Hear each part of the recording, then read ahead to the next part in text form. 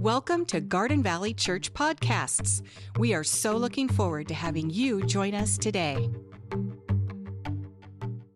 Welcome to Wow, Look at Us Now podcast. I'm your host, Rochelle Onslager. And I'm Michael Onslager.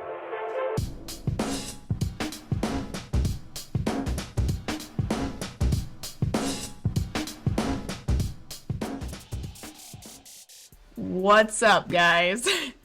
You can't not say that. I don't care anymore. Whatever. What's up, fam? What's up, friends? Y'all. It is. I don't know how to really start podcasts when you're just like, okay, let's get into it. Like, you got to have an intro. So, we're going to be talking about what marriage has taught us. Potato patata. Did that not sound like it? Hakuna Matata. That's what it's taught. That's what it's taught me for sure. I just realized this question is like so basic at the beginning. It's literally What's marriage taught you? What marriage has taught us. First question. What is something marriage has taught you? I'm like, of course you're going to ask me that. Of course you're going to ask me that. So, what has marriage taught you? Let's get into those meat and potatoes, as you always say. That's such a good analogy. Let's get into biscuits and gravy. It is. Can you sustain yourself? I mean, you can try to sustain yourself on, just appetizers. But when you go to a restaurant, you get a meal. You're looking for the meat and potatoes. I think it's like you're meat and potatoes. Looking for those big portions. Or the shrimp and pasta. Who knows? Okay. Well, I'm just saying. In the Bible, it says you go from. It says meat and potatoes in the Bible. You go from. It doesn't say potatoes, but it says meat. It talks about the cows and the lambs and everything. It goes from being on milk to being on the meat to solids. It doesn't say to being on meat. It says meat in some different versions. Okay. I mean, I don't want to say that you're making things up about the Bible, but you might be making things up. He's a 10, but he makes things up about the Bible. I don't think it's made up, dude. Okay, well, I don't know there's a lot that it says in the Bible, so... It could be just a different either version, or it's from what I've heard pastors saying. All I hear is about daily bread, and I'm about done hearing about the bread, because I can't have bread unless it's gluten-free. Yeah. You wouldn't have You want that wheat? I'm like, dead. You wouldn't have lasted back then. Well, they didn't put stuff in your food back then, so it would have been fine. Yeah. Anyways, so what's something marriage has taught you? Too much. Renee? So much. It's only been a year. So much learning. Has it? It's been like a year, almost in a few months. Okay. A year and a few months. I thought it was longer than that. But I don't know. I felt like, but we've been together for 2 years, and I already felt married because if you think about it, like if you do dating the right way, it's basically marriage without the sex. Like if you do dating the right way. And living together and. Yeah. Well, without living together, I get that. But wait, are you saying there's a right and there's a wrong way? Yes. Anyways, don't want to get into that. We split bills. Some of the bills. We split a little bit of the bills. Yeah, when you got your car, we weren't even married yet and living together. We were engaged and we were it was like months away. Yeah. A couple months away. But between that and then going and traveling places, doing things like if we'd go somewhere or whatever the case may be, we already had plans about stuff. We talked about things ahead of time. Like what? Nothing. What? Nothing. Go. We already talked about things ahead of time. Had plans for things. I don't know. It just felt like we were already married. Which we've both made those comments before, when we were together. But I think one of the biggest things that marriage has taught me. Communication obviously is one of the biggest ones. That's what everybody says all the freaking time, and it's annoying. But it's so real, though. But it is so true. I'm just shut up. Nobody cares about the communication, which it's the most important. It's the most important part. I know, but I'm just saying that's what everybody's answer is, and I'm just because they've been married and they realize how much communication can destroy your marriage. Yeah. Make it or break it. Lack thereof. I definitely learned how to communicate, but aside from just the obvious, working together, figuring things out together. That's communicating. No, well, it goes beyond communicating because you have to actually communicating is just words and how you feel. Then when you put actions Well, I was behind gonna it, say it's body language. Well, I mean, communication could be body language. It can be yeah, everything. but when you put actions behind those Tone of emotions, voice. those emotions and feelings and stuff, that's when you start to see results and stuff. Because we could communicate all day. I'm mad and frustrated that you said that. I'm mad and frustrated, but if I don't ever change how I react, or I don't change what I do, like let's say you say, hey, when you say that, it makes me sad, it hurts my feelings. And if I say, okay, thanks for letting me know, and I just keep doing the same thing over again, then there's no point in communication, because then I'm just purposely hurting. So you have to have actions behind the communication. So I would definitely say working together and figuring things out, like, hey, this is frustrating, or this is this. How can we get from point A to point B? And what steps do we need to take? And then, Which I feel like you were always a good communicator. Well, I mean, okay, you were a good communicator as in listening and and kind of and then acting upon it, like understanding it after we talked about it, and then trying to make a difference. Yeah. And not just like doing the same thing over. You were really Yeah. good about communicating in that area. I'm And just like, bad at sharing my feelings. yeah, I have to get that out of you. But I mean, that's what kind of happens. Typical guys. Yeah. All right, no, it's your turn. What? I already asked you. I asked you. Oh, I pretty much asked myself that question. You said your turn. I'm like, I asked you. Okay. What's the best piece of advice for marriage that's always stuck with you? That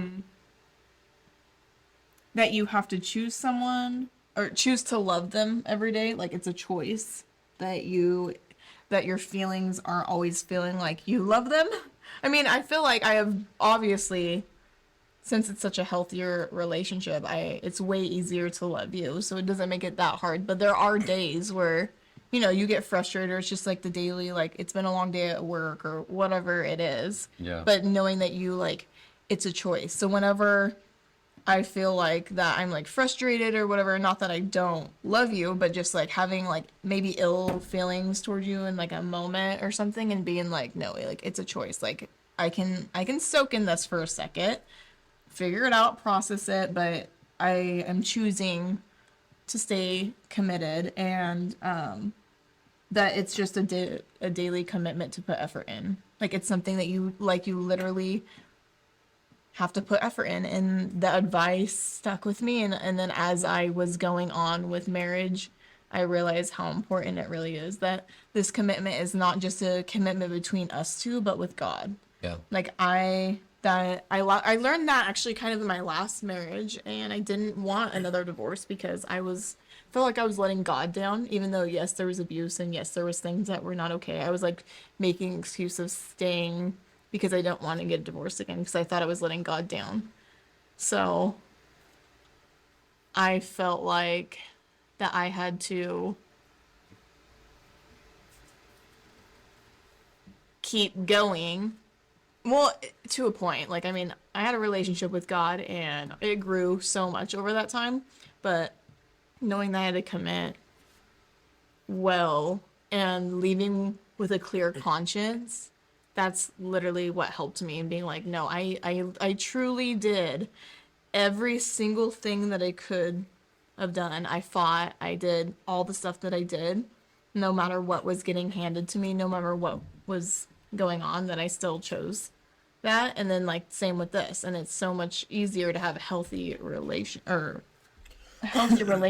when you realize it's a commitment between God.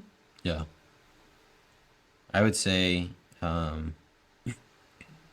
to add on to the choosing to love someone, or maybe not add on, but there's a song you showed me like a year back or whatever, and it's called Tuesdays, and it's just talking about love isn't all these, it's not just about these big events, it's not about the highs or the lows. It says love is the Tuesdays, and it's about like just coming home and watching your guys' favorite season, your favorite show, and you're on season 3 kind of thing. Mm-hmm. And I find myself loving moments like that, like where there's times where it's like, oh, I'm off work early, or I'm off at this time and she's off, and we don't have any plans, we're not expected to be anywhere or do anything, we're just going home and we're gonna have dinner and we're gonna sit down and we're gonna just not have an agenda and relax and sit together. Or we wake up and we're like, let's go out on the front or on the back porch and have our coffee. And little moments like that where you make something out of nothing, and it ends up being like, there's so many times where it was like that, like we didn't have big plans, and we ended up either going for a drive and having like this intense like worship session to where it's like it's memorable, and it was so much better than you know than what you were expecting or wanting to get out of it, or sitting on the couch and laughing our heads off till it's like, I definitely like times where I get to make fun of you and you laugh back. That's actually probably one of my favorite times. It sounds so wrong, but it's funny because you're like a sport about it. Yeah. But you also like, you actually think it's funny, and it Yeah. makes it funny that you like laugh at yourself yeah, instead of like get offended. And I don't say like, I feel like I don't say anything like so rude. Yeah. Sometimes I say things just to see how you react because I just am that type of Yeah. person. But I want to be like, I wonder what he's gonna say or what he's gonna do if I do that. But I just think it's funny.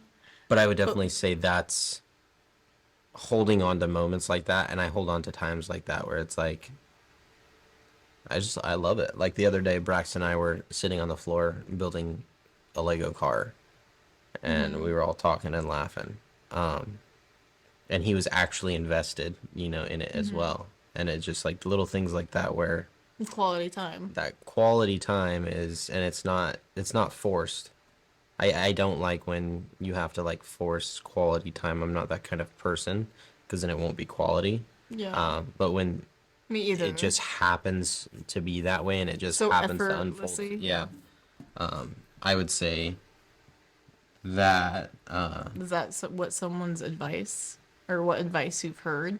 yeah, oh yeah, sorry, that's what I was gonna say. That's kind of how it ties into choosing to love someone, you know, like, yeah, you don't necessarily choose to have moments like that, but you get to choose, you know, Yeah. if what attitude you're gonna set for, you know, if you're just like, oh, you know, we're not doing anything or this, or, you know, we don't have any money right now, or, you know, it's like, okay, but you can choose to still make the best of what you have Yeah. in that moment with who you're with, because it's not about the money or money. Like, is it nice and does it create awesome memories? Yeah. But I think at the end of the day, I mean, you hear story after story where everybody's like, oh yeah, we did this and we did this and we did this, but their most favorite part was Yeah. getting to know that other person and seeing who they are on a deeper intellectual, or whatever you call it. Intellectual? Yeah, intellectual and emotional level. Getting to see who they are, because inside of us, there's just so much. You know, there's so many thoughts we have a day. There's so many things that we wonder about. There's so many things that we want to see. There's so many things we want to do, and really listening to the other person as they unpack and unfold those thoughts and feelings and desires and drives and all these vulnerable aspects in their life, being the one to listen and be able to be let in all those emotions and desires and dreams. I think it's a blessing. I think it's something that, like, God knew what he was doing from the beginning. And that's, if you think about it, that's all a relationship with God is. It's God saying, this is who I am. I love you. Like, this is what I've made, you know. Like letting him in on the good, bad, and ugly. Yeah, yeah. And And the daily and seeing things. who God is. Yeah, seeing but who in the, God in, is. in, Like, the daily things, like encountering him. well, like, and you're going through a process right now where you're finding God, and he's speaking to you in different ways, you know, like he's just reaching out this way and that way Literally and this way. daily, like Yeah. constantly. And it's like you get to choose, like, I can either shut that off and not even care or pay attention, or I can be open to it and see what's happening and receive see what what's going he's on. Yeah. giving and stuff like that. So what boundaries do you put in place to protect your marriage? Tons of boundaries. Oh, tons? Tons. Name them. Um, Hit it. well, we definitely have boundaries as far as when it comes to, like, opposite sex. We're not texting people of the opposite sex unless it's like family. We don't really have to deal with work situations. I mean, sometimes it depends, Well, you know. Kinda. But Well, I mean, in certain- different settings. Like, we don't really necessarily, we don't just text the opposite sex, but like if there is someone that you've been friends with or something of that sense. Like, you probably know what I'm talking about. Yeah. But like, it's kind of like work setting, but it's not. But It's there's just, like, but as that's far what as I like mean. as far as that goes, we But can go you into know details about all that. Like, everything. basically, boundaries that have been set up is, I guess I won't go into details about each boundary. It's just deciding what subjects in our marriage is important to us, Yeah, and what's where we want to draw the line. I wouldn't even say like what boundaries. I say, how do you establish boundaries? I would say we decide on something in our marriage of what we want or how we want to go about something Yeah. on a certain subject, and we both together decide, how about we draw the line here? And so anything on this side will be good, and we will not cross over this side. And we both say, okay, I agree. And if there's something that's a gray area that we don't know about, that a certain event comes up, we reestablish it and reset and are like, okay, We communicate about yeah, it. we communicate about it. Like, hey, this made me feel this way, or this, can we figure out a different attack or a different approach? And then Yeah. we establish, okay, so from this point back, that's our boundary, and let's stay within this area, and sticking to those, Okay, but give a couple boundaries. examples, because people honestly these days do not have boundaries. Like, I Okay, can't so agree, especially in a relationship. Aside from texting, being friends with like the opposite sex and being like texting them super late and all this other crap, like aside from all that, the obvious stuff that people either do or don't do, I would say a boundary. I feel like one of the boundaries that we set up is in our communication. Like, hey, I need you to tell me how you're feeling, kind of thing. Yeah. And so even if it's hard, I have to, like, we get a certain amount of time to process things. Yeah. Like, give yourself time to process. And this is a boundary that, like, we set up, especially for me, is, okay, I need time to process, but I also need to just come out and tell you, like, I'm frustrated. Yeah. And it's as simple as that. Like, I'm frustrated. I'm not good at saying I'm frustrated, or I'm sad, or I'm struggling. Yeah. Because sometimes I don't even know. But if I don't know, and I've had time to process still, and I still don't know, I still come out and say, I don't know how I'm feeling. Like, I'm just in a weird mood, Yeah. and I don't know why. I don't know how. And generally, like, there's times where, like, you'll figure it out yourself, and you'll, like, talk about it, and I'm like, yeah. I'm like, yeah, that actually makes sense. Like, yeah, I'm frustrated about that. Like, or yeah, I'm sad about that. Yeah. So I would say that's a huge boundary in something that we've had to take, is, like, And communication. and the open phone policy of Oh, like, yeah. sharing passwords. Yeah, and stuff, yeah. Like, But I feel like typical. I feel like that's an obvious one, because not, though. it is because people, when you're married, but there's people in think marriages. you have privacy. I know, but that's their marriage. They get to decide. Yeah. I'm saying, and that's always a battle. But like, there's some marriages that are like, no, we don't do that, and But yes, we I do know, do but that. We're talking about ours, what we do Yeah. to protect our marriage. Yeah, but for us, I mean, they've heard us enough. They know. They know Well, we probably have maybe that this is the only boundary. episode they're gonna listen to. Yeah, it This is could the be. make or break again. Yeah. So, open phone policy, friends of the opposite sex, we have tons of boundaries on. We make sure, like, I don't really think we've ever We don't really. I don't have know. a problem in that area, because we have a respect for each other. Yeah, it's From the it's beginning- truly respecting From each the other. beginning, I think in our, like, Or- my past engagements and your past marriages, we've both experienced things to where we came to the table already kind of prepared, and like, Yeah. Mm-hmm. this is what I want from a marriage, and you're like, this is what I want from a marriage, and I'm like, cool, that's exactly what I want to. Let's do this thing, like. So when it comes to that, we haven't really had a problem in the boundary area. I feel like in Because that. I feel like being okay and like protecting our marriage is being like honest, Yeah. open and honest. Yeah. Because Because even if you're not open and you're not honest, and you have hidden things, then it because starts even like, all the way from let's say a gray area Square one. popped up, and we this has happened before.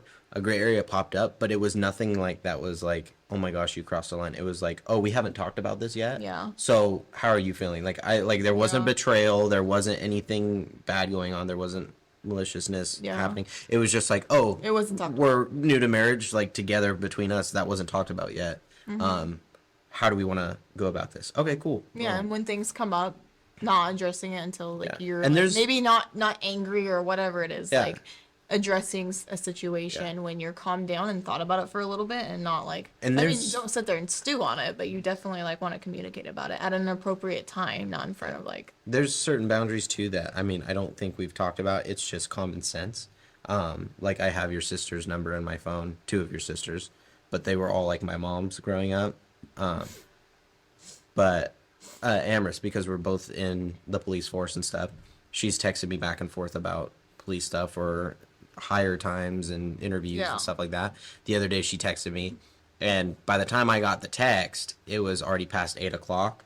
And unless like we're together, you know, if we're sitting in the same room or whatever, and I could say, hey, I'm gonna send this real quick or whatever, then that's fine. But generally, I try to never text past like 8 o'clock, not just out of respect for you, but also out of respect for my brother-in-law. I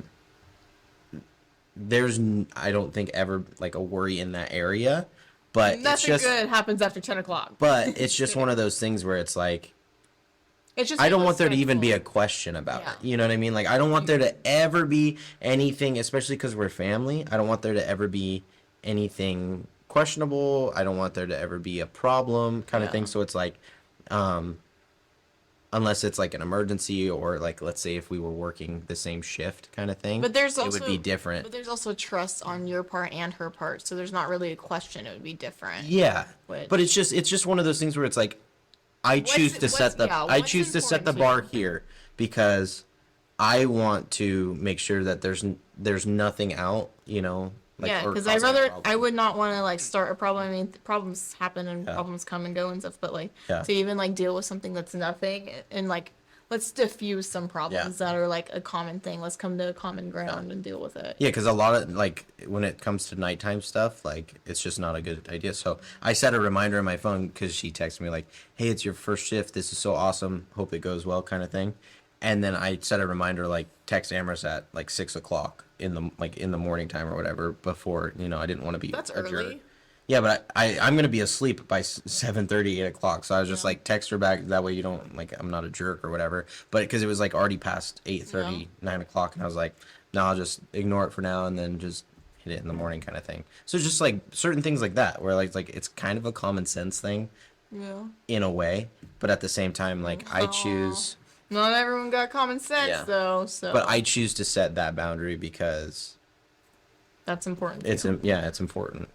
Yeah. Not just to you, but to me. It's important to me because I don't want there to be question of my character. I don't want there to be question of things going on and causing all this drama and garbage going on.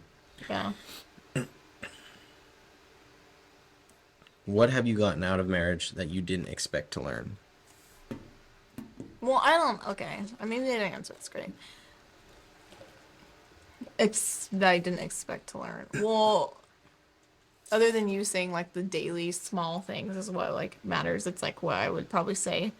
And choosing how you react to things. Like, you have a choice on how you react.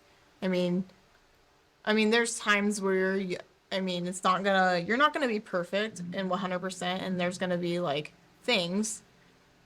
But choosing how you respond to a situation or whatever it is, you have the choice. And it took me a long time to figure that out after, well, actually probably in my another marriage too, but being like, no, I don't have to respond this way. Like, I have the choice to. I don't have to, like, get upset or act that certain way or whatever it is. But I would probably say the hardest one for me was probably accepting that my spouse is a flawed human being, and like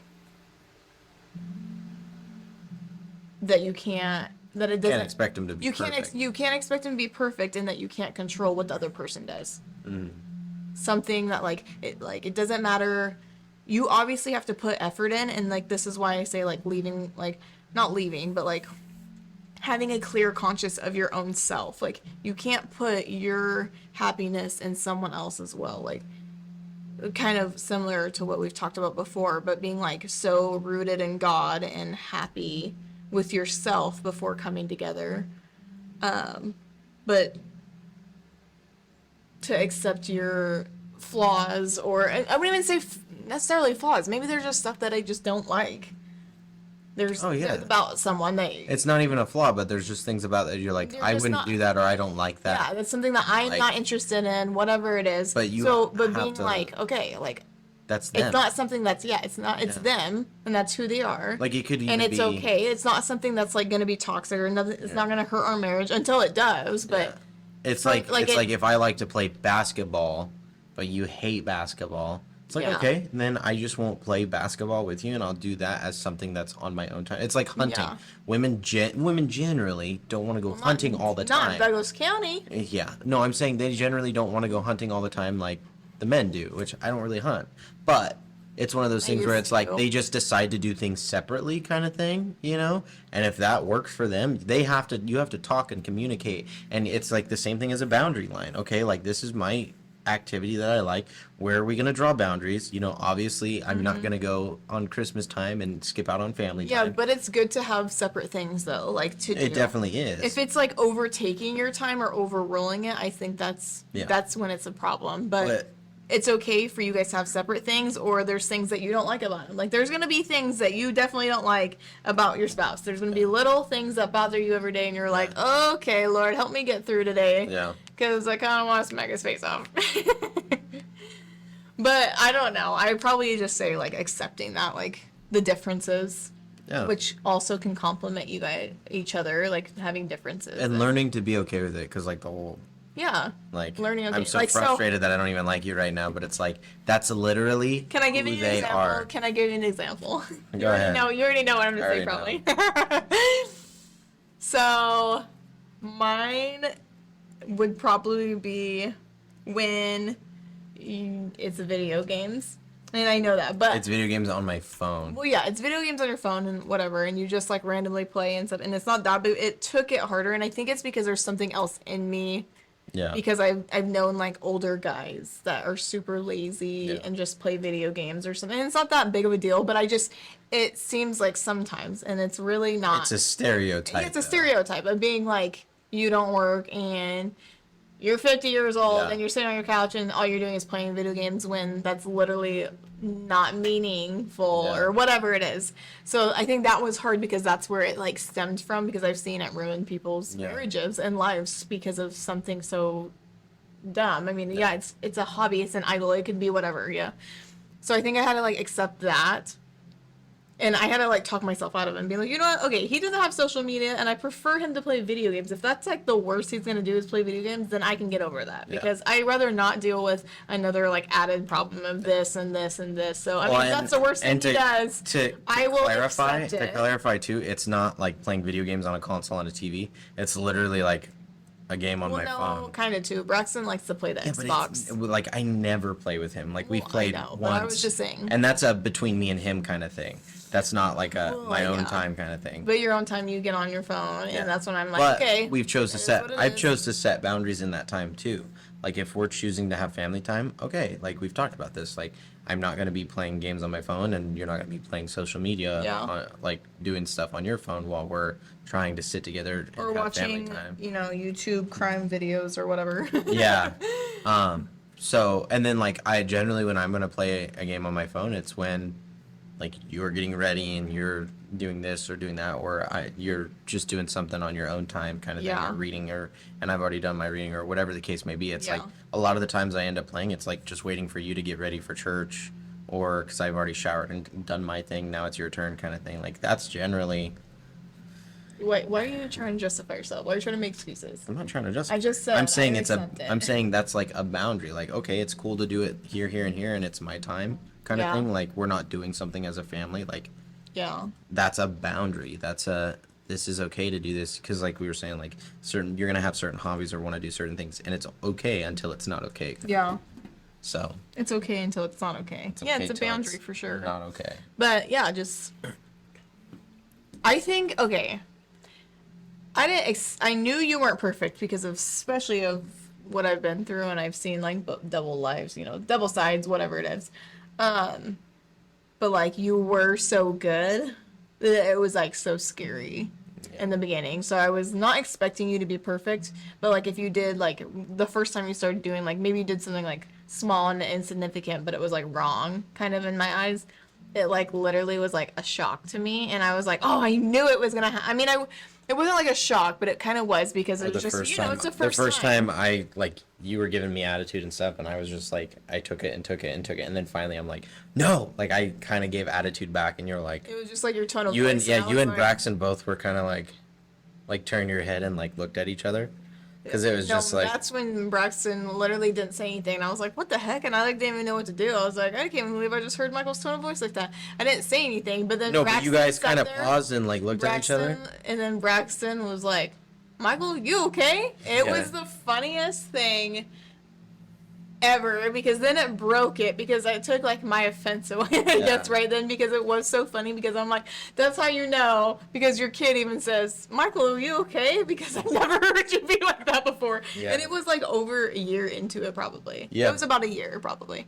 But that's what that happens. was just what was so that's what funny. happens when you don't communicate. You just It it builds up. stews and stews and stews and stews, and then Well, which it wasn't like a blow up. It wasn't like yelling and screaming. no, not even close. But it's just But it was for attitude. you, I just that don't was have different. attitude. I don't like it. I don't like treating people with attitude. Now I've gotten more comfortable, and I'm like, Now I got more comfortable, and I'm like, yeah, oh, I've been comfortable from the beginning. yeah, baby. I know.